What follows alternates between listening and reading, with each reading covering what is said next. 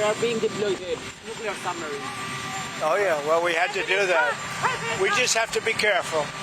And a threat was made, and we didn't think it was appropriate, so I have to be very careful. So I do that on the basis of safety for our people. A threat was made by a former president of Russia, and we're going to protect our people. Are you ready? Are you open to negotiate with Brazil? The Brazilian President Lula said he'd like to call you. He requests a conversation. Would you talk to him now? Are He you can talk to me negotiate? anytime he wants. So are you open to tariffs? Are He negotiable? can talk to me anytime he wants. What is on the table for Brazil? Well, we'll see what happens, but I love the people of Brazil. Mr. President, why did you fire the head of the Bureau of Labor Statistics? Because I think her numbers were wrong, just like I thought her numbers were wrong before the election. Days before the election, she came out with these beautiful numbers for Kamala, I guess Biden/Kamala, and she came out with these beautiful numbers trying to get somebody else elected. Then right after the election, I think on the 15th, November 15th, she had an $800,000 or $900,000 massive reduction. Said she made a mistake. No, that woman's numbers are. Say it. Yeah, one of the governors, as you know, of the Federal Reserve has just announced she's resigning. I understand it was over the fact that she disagreed with somebody from her party. She disagreed with Too-Late. You know who Too-Late is? Yeah. She disagreed with Too-Late on the interest rate. So we'll see what happens. But we just found out that I have a open spot on the Federal Reserve Board.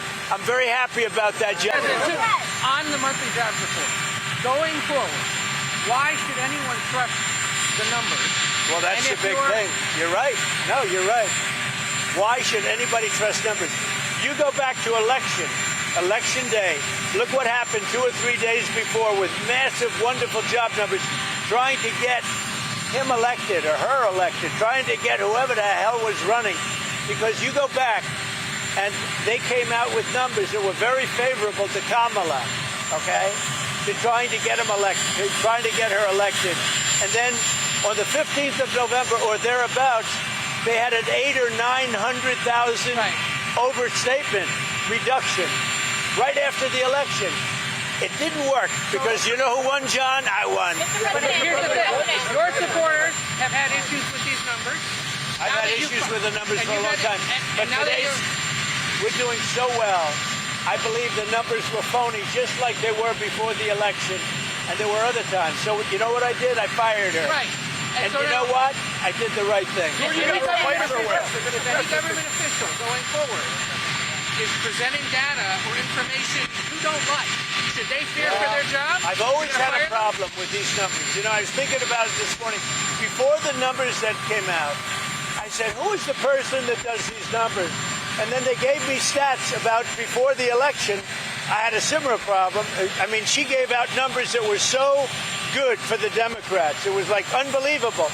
And then right after the election, she corrected those numbers with, I think, almost 900,000 corrections. I think nobody had ever seen anything like it.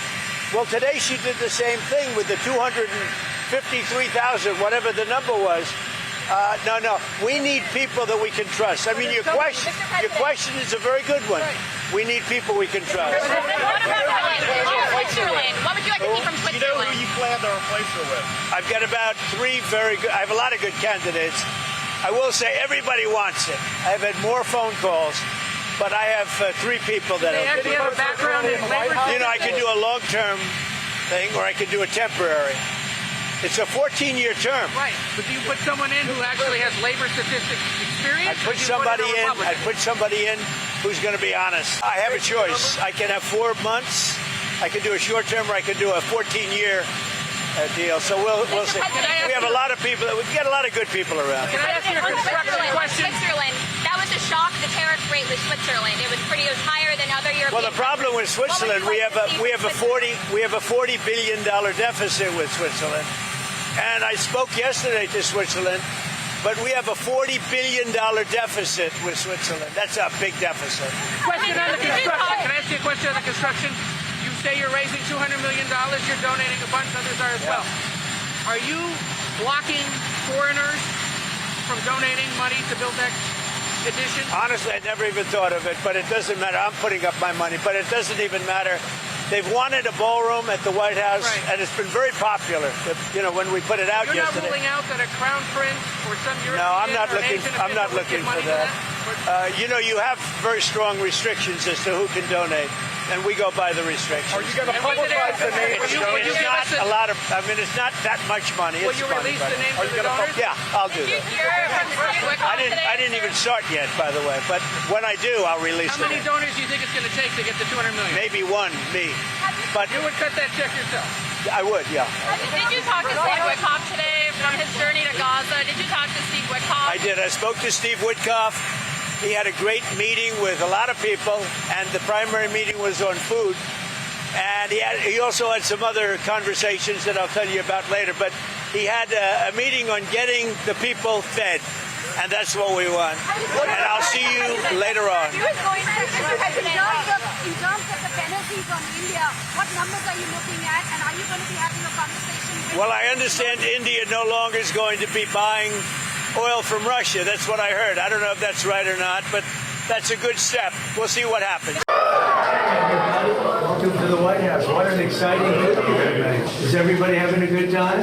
白宫导览，神秘嘉宾现身，民众乐坏了。美国总统川普对白宫可是有很多想法。We've been planning it for a long time. They've wanted a ballroom at the White House for more than 150 years, but there's never been a president that was good at ballrooms. I'm really good. 说到任何大又美的建筑，川普自认绝对是专家。 And we're building a great ballroom at the White House. They never had a real estate person. 在苏格兰与欧盟执委会主席范德赖恩见面时，也忍不住吹嘘一番。 We are proud to announce that the construction of the new White House ballroom, the White House State Ballroom, will be a much-needed and exquisite addition of approximately 90,000 total square feet, with a seated capacity of 650 people. 白宫发言人表示，目前东厅只能容纳约200人，过去办大型活动还得搭帐篷。新宴会厅一完工，容纳人数可增加3倍多。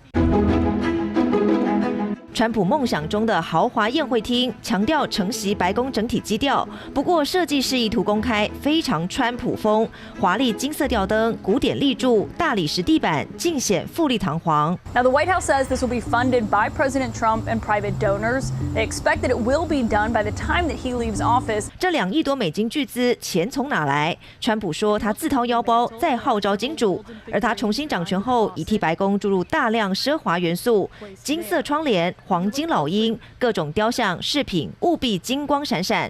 这回重金打造新宴会厅，也希望复刻他心爱的海湖庄园，把金碧辉煌贯彻到底。所谓简约美学，在川普这里不成立。三立新闻可以韩报道。 当自由贸易沦为海上战场，所有国家元首都成了海盗头目。就在各国暗中较劲的时候，有人横空出世，终结乱局。 Until one pirate flipped the table. The other captains laughed at first. Then they got nervous because he wasn't apologizing. He rolls out tariffs like cannonballs.